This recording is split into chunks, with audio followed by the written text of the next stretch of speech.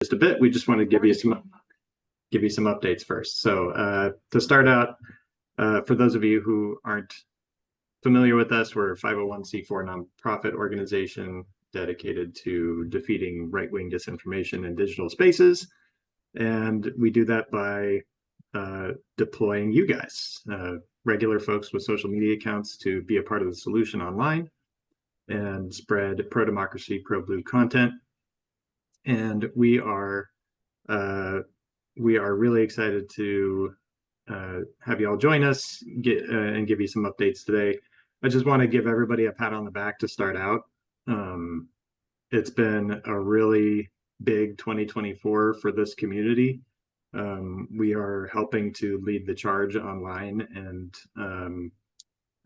really making an impact. I'm just going to really quick share my screen so that you can see some of the numbers here.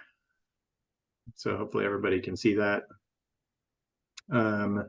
We have been killing it. In previous years, we barely cracked 70 billion impressions for our team's work in 12 calendar months, and we've already blasted past that, and we're only a little bit into August. It's definitely been our most impactful and epic year, with the highest levels of engagement we've ever seen out of the Dimcast community. Some of our hashtags are listed here. Our biggest ones this year so far.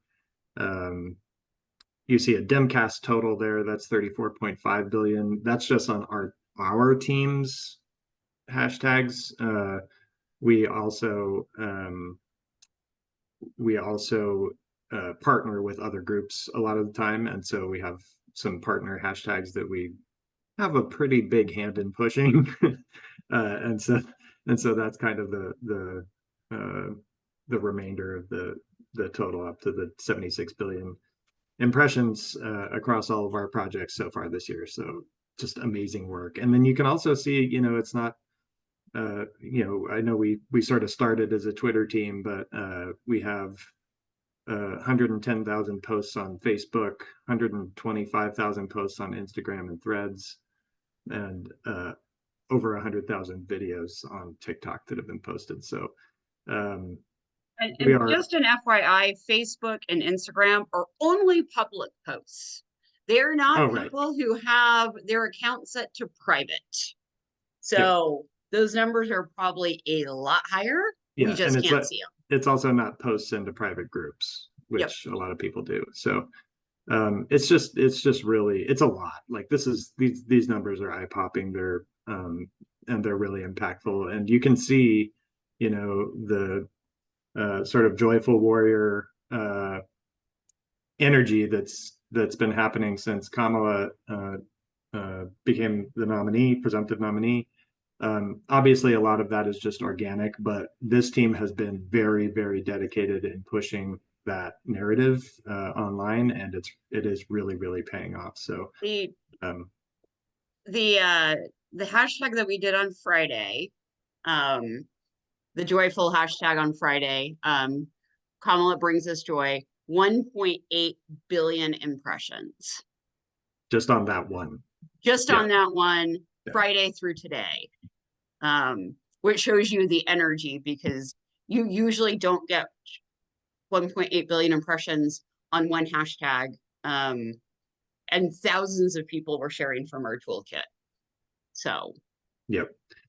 So thank you, everybody, for all of this work that you've been doing. It is making an impact, and we're just going to keep rolling, and we'll talk about sort of what's to come as we proceed along in the call here. But I'm going to hand, is it Fanal's next? Yes. And just so folks know, in case you haven't joined since this happened, Fanal has joined the Dimcast team. Fanal Norton, many of you may know her from her amazing work with Network Nova and the Women's Summit out there. and the Friday Power Lunch. But we stole her because she's so good, and she's helping to be our main your main contact with BIMcast. She's helping to really help us build out our digital volunteer program, and she's going to talk about a couple things.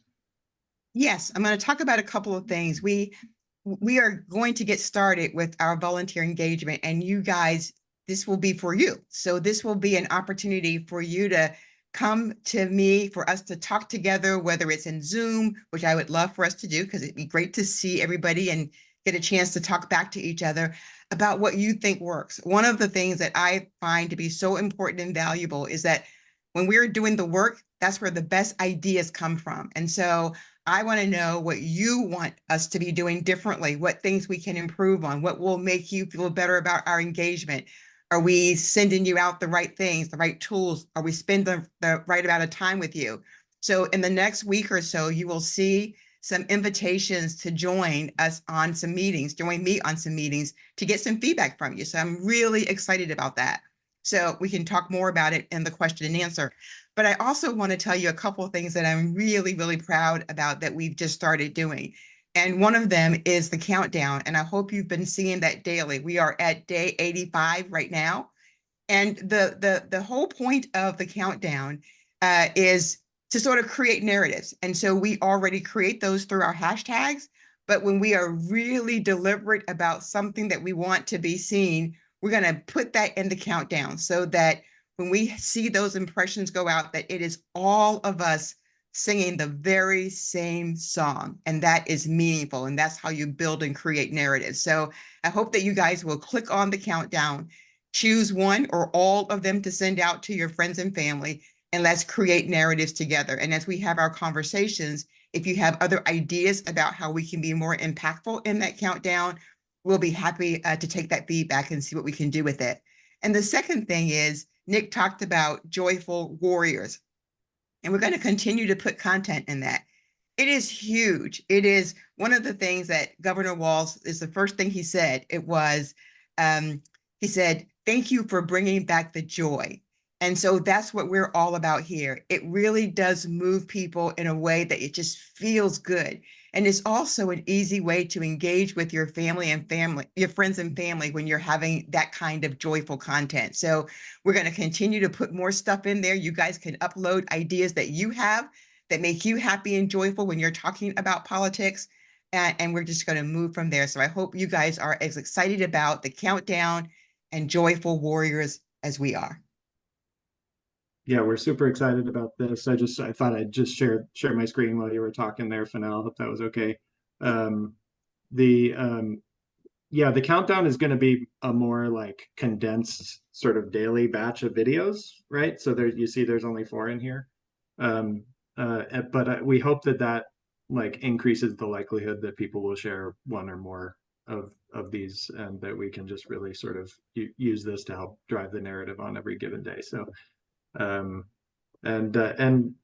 this for those of you who aren't in here yet, like what I'm showing you right now is our Reach library. Oops, sorry. And this is where you know, all the content is. So if you're not in Reach yet, we'd like to get you in there. Fennell's been doing some trainings, some like Reach 101 trainings on a regular basis now that we have an actual person in charge of doing that kind of thing. And because we, you know, there's so much content in here, and we just want to make sure that everybody has access to it, understands how to use it, understands how easy it is to share. We've got sample post language for every piece of content, and God, stop popping up, for every piece of content that's in there. It connects our hashtags that we use for all the different issue areas and sort of political areas of focus. So And in we have addition, the Democrats in, yeah, in there as well. yep. So you don't even have to go to 2 different Reach campaigns. Yep. So the Democrats have a reach campaign also, but you'll see we have all of their public libraries in our all of their public galleries in our library as well. If it has this little the Democrats right here on it, then that means it's from them. So you have all their stuff, and then plus you have like tons of stuff from us because we're combing the internet every day to try and find the best and hardest hitting and most impactful and most effective video and meme content out there. So, And if I could just add, Nick, it's mhm. just fun. It's Yeah, just fun. And so and come to the trainings because they're fun too. And so we get to talk one-on-one and ask questions and try stuff and play in there. And I think you're really gonna like it. And we had our training last week on Thursday. And I had someone send me an email, send me a note back to say, hey, I did my first post. It had 83 views. He was so excited. And also, we don't always think about the fact that we can also send emails because some folks will have their jobs might not make it easy for them to be able to post content political, but you can still use this great content to send emails to your family and friends and acquaintances. And he said, I sent emails and I got 30 responses back. So when you just think about that across this audience, when we're really focused on it and bringing in other friends and family, we can have a huge impact on this most important, joyful election in our lifetime. and Jamie, And we you just polled recently the number of shares out of reach just since Kamala became the presumptive nominee. over You 70,000. over 70,000 shares out of reach. That is amazing. Like we do, Yeah. like we post our social toolkits, and that's what we use for social storms. But usually with those, even for a social storm, when we're all trying to storm social media at the same time, um, those, it's a few, one to a couple thousand shares across all platforms. 70,000 just since Kamala became the presumptive nominee, shares out of reach. So Well, y'all are y'all are in and we've there. been using it You're to sharing away. literally live upload content Yeah. at the rallies. So you can literally, I mean, they come in pretty fast and furious. Yeah. The best clips. Yeah. So And we're able also, to get that like out. FYI, Jamie and I are both going to be at the convention next week, and we're bringing our cameras, and we're going to be talking to people and filming stuff, and we'll for any really good clips, those will be uploaded into Reach as well, so you can sort of follow the journey if you're not able to go yourself. And then we also have we're co-sponsoring some really exciting events starting tomorrow with the Progressive Turnout Project, which Fanal is actually emceeing. But this is actually going to offer people money to go to swing states and volunteer for a week. And so this is great if you're a college student, if you're retired. So there is where you can sign up for that. That is tomorrow at what time? 8 Eastern? It's 8 o'clock. Yeah. So that's a great opportunity if you're interested in going to a swing state to volunteer. Here's a way that you can do it without spending a couple $1,000s to go. And then Wednesday, we are teaming up with Women for Harris and the Women of Color Coalition, and we're doing a deep dive into Tim Walz. So everyone can kind of get to know him, which we have some messaging about him later. And then last Thursday, with the Declaration of American Democracy and the Not Above the Law Coalition, there is a big Project 2025. So there'll be a lot of special guests on it and what we can do to defeat Project 2025. So it's a lot of events coming up. And then we also have a special one if anyone's in Washington State. Do we have any Washington Staters in here?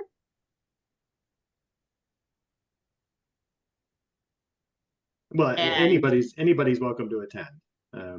I'm gonna be on this call. It's the Washingtonians, Washington Democrats for Harris call. I'm not technically in Washington. I'm right on the border, and my family lives in Washington, so I'm gonna join that one and talk about Demcast a little bit. And that's tonight, starting at 7, I think, or 6:30 Pacific. So if you're from Washington or the West Coast, or just you want to hear Pramila Jayapal and Patty Murray and some other cool Washingtonians talk about Harris, join up. Then next we're going to move into kind of some messaging updates, and then we're going to open it up for Q&A. And just so folks know, in case you're not tracking chat, like as we're talking about these events, we're dropping the join links into chat.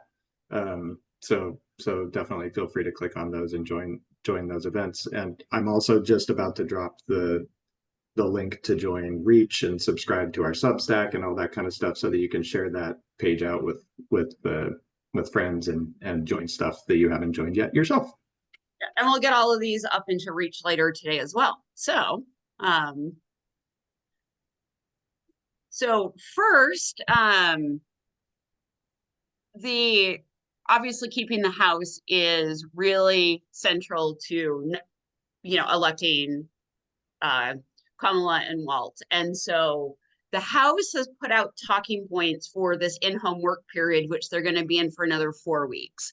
So they're focusing on 5 major talking points. Lowering costs. They're highlighting their efforts to end junk fees, expand the child tax credit, lower healthcare costs, and make housing more affordable, and take on the high cost of groceries. Next, they are talking about growing the middle class, amplifying the Democrats' track record when it comes to investing in America, including creating clean energy jobs and economic opportunities for all, fighting for workers' rights, protecting Medicare, Social Security, defending our freedoms. Sound familiar? Really trying to raise awareness for their fight for reproductive freedom, protecting civil and voting rights, and defending LGBTQIA Americans. Making our community safer. They're really talking about the progress made in the Safer Communities Act, and really building on their commitment and progress into the new Congress. And last, honoring our veterans, raising awareness about the life-changing impacts of the PACT Act, which was pretty much passed just by Democrats. There's only a few Republicans joining in. So those are kind of the overall arching points for everybody running for Congress that has been sent around to everybody. So the ask is that we try to help amplify that, and really lean into their talking points, so we're talking in one voice. Okay. You want me to go through the Harris ones? Yeah, go through the Harris. Okay. So for Kamala Harris talking points. Okay, so first of all, just some really good news out in terms of polling this week, that for the first time in like any time that I can remember, certainly, more Americans believe that Harris will do a better job on the economy. This is huge. I mean, there's always been one issue where Republicans pull ahead of Democrats, and it's on the economy for some reason. It's just like the persistence of the trickle-down myth and conservative economic policies being good. It's just been it's kind of confounding, but it's been a real thing for a long time. And but it seems like some of the messaging that we've been doing as a community and others on corporate price gouging and that kind of stuff is really starting to make an impact there. So people are so concerned with cost of living and that kind of thing that the focus of the Harris and Walz campaign on better pay and more affordable housing equal pay for women. Like, these are messages that are resonating right now. And so we need to jump on that momentum and continue to message on the economy really hard. And then the other, other really important sort of frame for Harris specifically, and the Harris campaign generally, is freedom. The freedom messaging has continued to resonate extremely well. Reproductive freedom, freedom from gun violence, freedom to breathe clean air and drink clean water, freedom to love who you love. And so some proven talking points that have tested well. As I said, the freedom message and abortion related messages specifically have the highest positive numbers in terms of swaying people over to the Harris camp. Her gets things done message, which mentions the Biden and Harris administration's accomplishments like insulin price caps, prescription prices, maternal health, does quite well. Her fights for the people message is another top performer. So bringing that sort of frame into public posts about her. Contrast messaging does well because we have a clear contrast, folks. Like, we love Joe Biden. He's an American hero in my book. It was a little harder to draw the contrast with Joe, but now that we have a sort of next generation ticket, like, it's all that much clearer what the difference is between these two candidates. And then finally, a message that centers on the fact that she has dedicated her career to helping everyday Americans does well. So looking all the way back at her record of public service as a district attorney and attorney general, and all the work that she did to help people in those roles, and then obviously as a senator and vice president as well. So lots to talk about on Harris. The freedom frame is continuing to be what resonates the most, and talking about is abortion and reproductive freedom as much as possible. You're muted, Tanel. Yeah, I just want to add that one of the things that we'll do in the countdown is, when we think that some of this messaging is really, really good and we really want to make sure it's amplified, we'll put it in the countdown, and it's that much better because we'll all be giving this important message that really reads well with all of our audiences. So just to throw that in. And when we're looking at Tim Walz, it's obvious why she picked him. First of all, he is so joyful. The TikTok trend the last week has been Minnesota women saying that they would choose Walz over the bear. And it has been hysterical. So, but what he accomplished in Minnesota with a 1-seat majority, just 2 years ago, Democrats took over the Minnesota Senate just 2 years ago.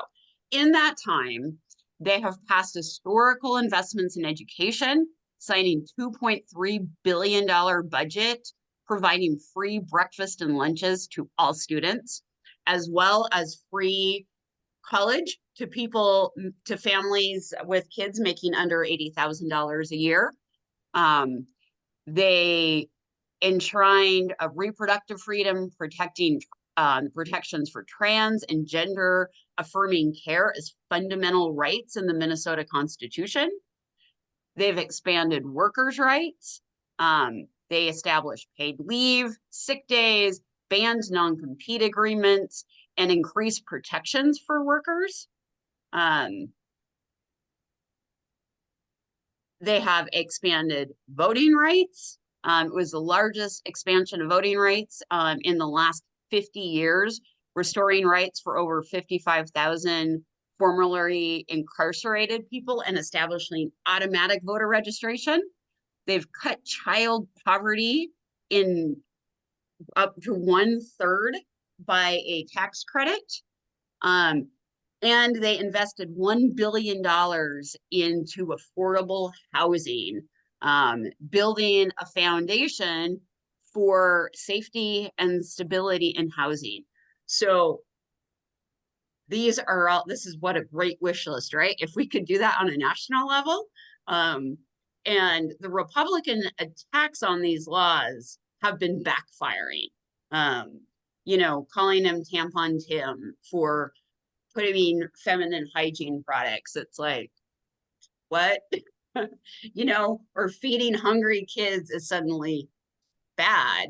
And then, of course, the restoring voting rights to formerly incarcerated, because the response is, but you're supporting a felon.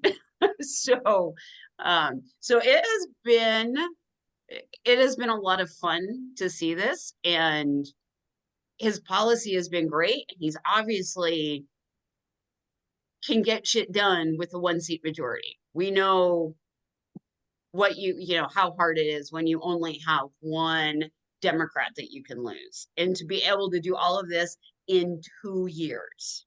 And they accomplished this by doing a tax vault on the wealthiest individuals is how they got all this money, which proves it works.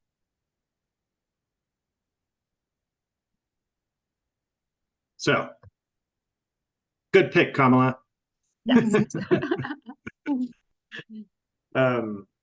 So I think, was that about it for our messaging updates? Yeah, so I think we're going to open up for Q&A. So you can drop it in Q&A, or if you want to come on and ask a question, you can raise your hand. So we have several questions in here. Yes, we finally remembered to record. And yes, it will be up on our YouTube channel. But we have a couple questions on immigration. We have somebody that's saying that they're getting slaughtered by migration commercials in PA.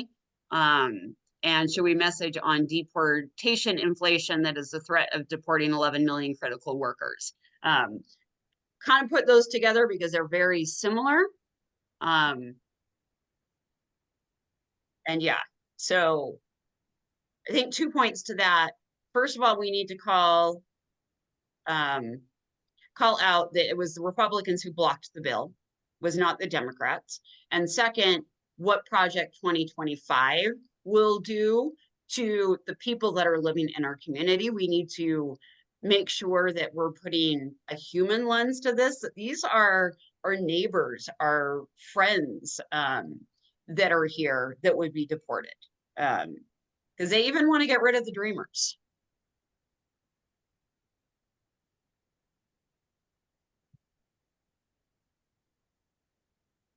Nick, anything to add to? Yeah, you know, I think it's a really good question. It's probably one of the trickiest ones in terms of messaging this cycle, because they've really gone all in on border. You know, I think one of the lines of attacks is against Kamala Harris. They have been calling her the border czar, and just like making sure that we're sharing facts is important, even if it's not in retort to somebody's claim. She was never the border czar. She was never tasked with strengthening security on the border. Biden tasked Kamala Harris as vice president with looking at the inputs, the things that were happening in countries like Honduras and other sort of Central and Central American countries that were causing people to have to flee their home countries and try and find someplace else to live. And she did a really good job at that. She actually helped identify what some of those issues were. And since she's been doing that work, those migrations have actually been going down from those countries, the countries that she focused on. So this is not an easy issue to fix, and it involves a lot of stuff that's happening in foreign countries, and we don't have direct control over those things, whether those places are safe, whether they're crime filled, whether they're whatever, politically unstable. And so it's easy for them to say she was the border czar and we're getting invaded, and like that because they don't care about truth, they're able to reduce the argument down to very simple lies. And it makes it hard for us to but it's not impossible. And so I think we just have to be, that's why we're 24/7 365 drumbeat messaging digital army, because we have to be forever vigilant, because BS is always being spread by the right wing on social media. So we'll try and Jamie, this is a good sort of flag and finale. I did drop in the Navigator research, which actually a majority of Americans feel that Republicans are playing political games when they refuse to pass this. And so that was done. This was done a few months ago, just in February. But it's still good. So yeah, if I could, I think that's please. perfect. I think that's perfect. And I think that you both have answered that perfectly. And what I would add to what Nick said is that exactly right. She was charged with doing root cause analysis of what was creating all the issues. And Nick talked about it. And actually, there is a plan, which she put together a plan that was really explicit in terms of what needed to be done. And many hundreds of businesses participated and said that they wanted to work with her in terms of ensuring that there would be good outcomes from the plan. But what I would also say, and I think we can do, we should probably get ahead of it more efficiently, which means that we can do a countdown or some focus points just on immigration that would help talk to it really succinctly, which I would just say exactly what we said, is that there was a plan that was a bipartisan conservative plan that worked on immigration, and Republicans refused to pass it because Donald Trump said so. Google it. Right. Google it. There's also been a lot of polling that the vast majority of Americans, Democrats, Independents, and Republicans, approve of a pathway to citizenship for people who are already here, while at the same time securing our border. And so we also need to hit home that the Project 2025 would deny a pathway to citizenship for the 11 million people that are here. But I can follow up with American Voices and see what latest messaging they have, because I know they've been doing a lot on it. So I was going to suggest maybe we should talk to Doug Rivlin over there and see if he'd come on one of our calls here sometime soon, just to talk about this specifically. Yep. And then we can, to my earlier point, make some succinct messages because you can't just go on and on and on. You got to be able to hit it with the facts. And really, I do say to people, Google it, because that says to you, I'm speaking facts. If you want to go check it out. Right. And there was a question about Reach, can you use it, Reach, to put notes in about voters you've contacted that aren't in your contact list. You might be able to if you're in the Democrats one, because they have a voter file. We do not. Right. So that is not what we're using it for. So we're not like the best to speak on that functionality of Reach, because we literally don't even have it incorporated into our Reach campaign, because we're all about social sharing. So we have a 3-part question. Do we need to focus more on the House and Senate races? Should we boycott Twitter tonight for the Twitter boycott? And should we be posting about Project 2025? Okay. So great questions. Thanks, Jane. Yes, we need to walk and chew gum. So the Joyful Warrior, Kamala, Tim, America love affair is great, but we have a bunch of very specific Senate and House races that we need to win if we want that ticket to be able to do anything in 2025 and 2026. And I know this is shocking, but I have a spreadsheet with every Democrat that's running for US House, Senate, or any statewide race, along with any state Supreme Court races, ballot initiatives, and any dates you guys need to know. I know it's shocking that I would have that. Shocking. I cannot believe it. So I'm actually going to share my screen really quick again. Hang on. So in our library, for those of you who haven't found it, we have a lot of content about the 2024 House and Senate elections. Basically, anytime any of the campaigns releases a new ad, we get it up in here.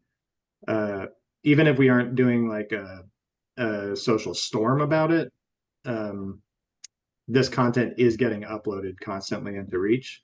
So definitely like make use of those libraries. We can, like I said, we got to walk and chew gum, and definitely for now we can definitely try and have some Senate and House spotlight days on the countdown, just so that we can sort of push that a little bit more even. Mhm. But I just wanted to make sure everybody knew that those were in there. And then about the Twitter thing tonight. So Trump is getting on Twitter to talk to Elon. I will not be tuning into that conversation because I need to keep my dinner down. I'm sure that there will be lots of clips and whatever of it, of Trump mumbling incoherent things, and we can make use of those after the fact. It's been proposed that our side kind of hops off and boycotts Twitter during the time that Trump is supposed to be interviewed by Elon. There's no right or wrong answer. Our take is that it's never a good idea to cede digital territory to authoritarians. If we are not filling up the space, then they are. So I would say go harder during that time and go on the attack. That's what I would do. Just laugh a lot and call it weird. Laugh a lot, lots of laughing emojis, and call it weird. Weird, creepy, incoherent. Like, yeah. He'll give us the content. We just have to use it because the dude's losing it. So and then and here's again latest research on Project 2025. We have to post about it. I mean, it is dangerous and not enough people are aware of it yet. But again, that's a great contrast, right? Of Harris and Walz want to protect our freedom, the freedom to be able to read books, to make your own healthcare decisions. Well, Project 2025, its plan is to strip it away.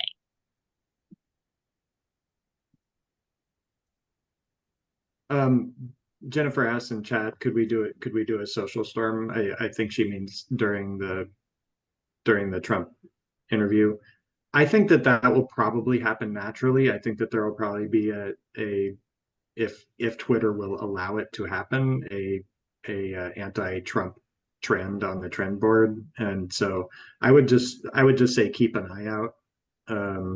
And if a trend pops up that's Trump is losing it, or Trump's a weirdo, or whatever it is, like just jump on it and share our side's perspective on it. And it's getting to him that he's being called weird because he is not used to being attacked and made fun of to this degree. I had a question, what about emphasizing voter suppression going on in Georgia and other red states? The consensus from all of the civil rights groups is, yes, it's something people should be made aware of on check your voter registration, but making this a central argument is actually a form of voter suppression, especially when you are in a state like Georgia with a predominantly Black population, it really brings back efforts of Jim Crow, even though that's not your intent. And so if you want to post about it, you also want to do a positive spin, right? You know, a voter, you know, Georgia's purged 150,000 voters, but you can fight back. Check your voter registration at. So don't make it a doom and gloom post. You want to make sure that you include it with a call of action. Otherwise, it is just depressing of, oh my God, they're purging. I'm not going to be able to vote. I can't do anything. So you want to make sure you do that with a call of action. Cecily is wondering, it says that Instagram has been tagging certain posts about Project 2025 as partially false based on a right-wing paper called The Dispatch. What should we do? There is some like very sort of practical advice that folks have been passing around, which is to not to use zeros instead of O's in the word project. And O instead of 0 in the 2025, and that actually helps get past the sort of searches that the right wingers are doing to flag people's posts. It could be that changes and that they catch on to that, and then we have to come up with something else. But word is that has been working for people. We're reversing it 2025 and then project, because then it doesn't. The other thing I've seen is just P 2025. So anything you can do to change the algorithm so it doesn't pick up that you're saying the words Project 2025. And that includes on graphics, because Facebook's AI and Meta's AI actually reads graphics. So if you're posting a meme, you know, I know folks at like Other 98 and Occupy Democrats have been doing this, actually having that change in the memes as well. It doesn't matter if you clear any type. Facebook has hired a right-wing moderator fact checker now, and so that's why we're getting a lot of this. And that underscores why our work is so important. The deck is stacked against our side online in pretty much every conceivable way. From the very fact that stuff that makes people angry makes them linger over that content for longer, which drives it up in the algorithms, to the fact that these platforms are owned by people who clearly just like hate democracy and just are in it for the money. So, you know, all of this stuff makes our work harder, and it just means that we have to work smarter and more as a team to break through and get our message in front of Americans. So I'm not gonna be able to find it, but there was actually a thing last week that for the first time, progressives are outperforming conservatives across all social media platforms. Will I be able to find it now? No. Well, and I think that's what energy does, right? I mean, I think as soon as Harris took the torch and the Walz rollout went really well, I think right wingers are very deflated right now. And when you're deflated, you kind of retreat. And so we have a real opportunity to sort of take over the space. And that's why this is a really important time to push as hard as we possibly can. Okay, so I actually found it. So a new analysis conducted by Cap Action reveals that the online conversation about Tim Walz dominated the Vance rollout. In the first 48 hours of each rollout, progressive pages generated 28 million engagements versus 8. And August 6th marked the 4th highest daily total of engagements generated by progressive pages in 2024. So overall, progressive pages have seen huge spikes in engagement numbers on every platform, overperforming conservative platforms for the first time in 2024. that's because of all of you. So that is huge. We've never overperformed conservative content. Yeah, which makes me wonder about tonight with Twitter in terms of, should we really make an effort to be all over it? I don't usually do as well on Twitter, but I'm thinking tonight I'll just put a belt around my belly so I don't throw up, and then just keep on doing the weird, incompetent, weirdo thing. Yeah, I think everybody should just do what they're comfortable with. I think some stuff, the dynamic will kind of work itself out. My hope is that uh there's just a strong backlash, and we can all take part in that, or we can sit it out. And that's just up to us as individuals. We as Demcast are not going to do anything specific. I think this is one of those where you kind of have to wait and see what happens, and then ride the tide. We have a Twitter group. Of course, we have our DM groups on Twitter, but we also have a Twitter user group in Reach, and so we'll keep an eye on it. And if something, if a dynamic seems to be sort of coming up where we have some advice about how to message it, we'll definitely share it with folks.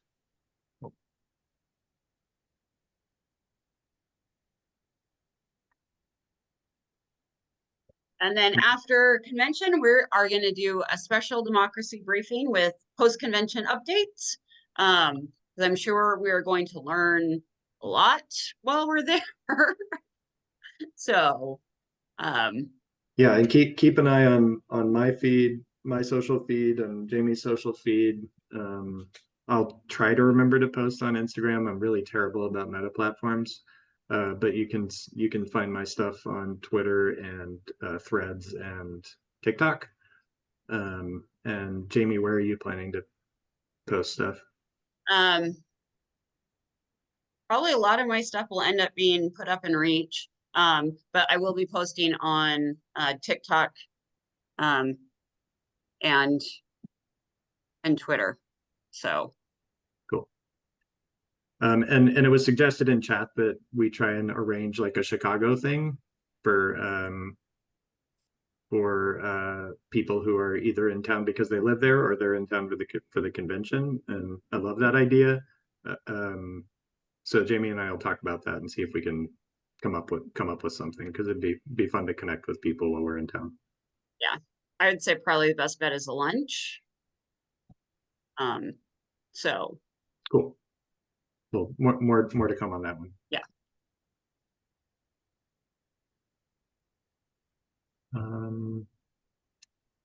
John asks, are you going to post daily hot sheets for the DNC? There will definitely be daily talking points coming from the party, and we will make sure that everybody has all of that info as it comes out, for sure. Yeah, they're planning to actually do live. They're planning to do daily talking points by text. So I've already signed up for that during convention. So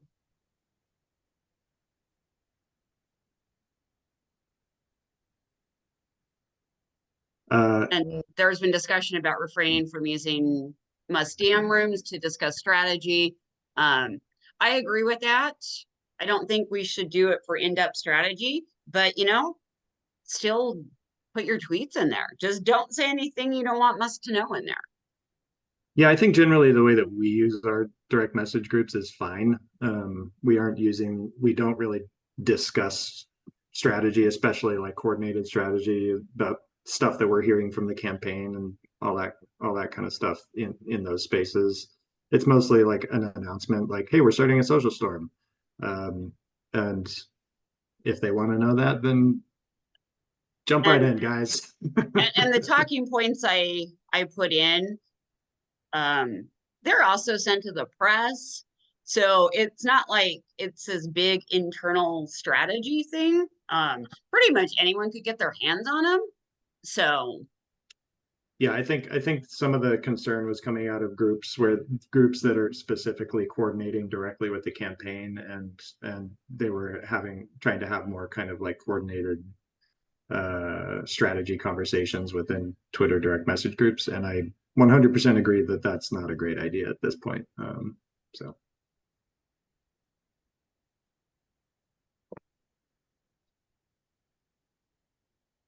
Got a couple more minutes. Anybody have anything else? Jump in with? We're super excited about this election now, and I think that we have the wind at our backs. And the important thing that you have to do when you have the wind at your back is unfurl your sail and go with it. So we need to keep doing the hard work, not assume anything. I think projecting strength and confidence while also relaying the fact that we're given the structural dynamic of this election, we're the underdogs. And so having that sort of underdog spirit, but also projecting confidence and making sure that we're exposing the other side for the terrible plans that they continue to have for America. Like that's the recipe for success from a narrative standpoint going into November. So we'll keep doing that. Keep the joy. Yep. Keep the joy. And again, we are going to have 2 weeks from today, we'll do another call, post convention call. So, and we'll broadcast that one more widely and try and get try and get some special guests. Jamie and I are going to be talking to some interesting folks. So maybe we can bring on some VIP type friends to talk about strategy through November at post convention. So I just have one ask for everybody on here. There's 45 minus the 3 of us, so that's 42. If you guys can have just one person in your friends or family or acquaintance sign up for Reach so I can have 45 new people to train, that would be really awesome. So that is my ask, is give us some more people so we can keep on rolling. And I look forward to training. The Amplify website that I've been dropping, you can find the link to join Reach, our social media toolkits, and how to subscribe to our Substack. So, all right, let's go kick some ass. All right, sounds good. Thanks, everybody. Bye. You guys are the best.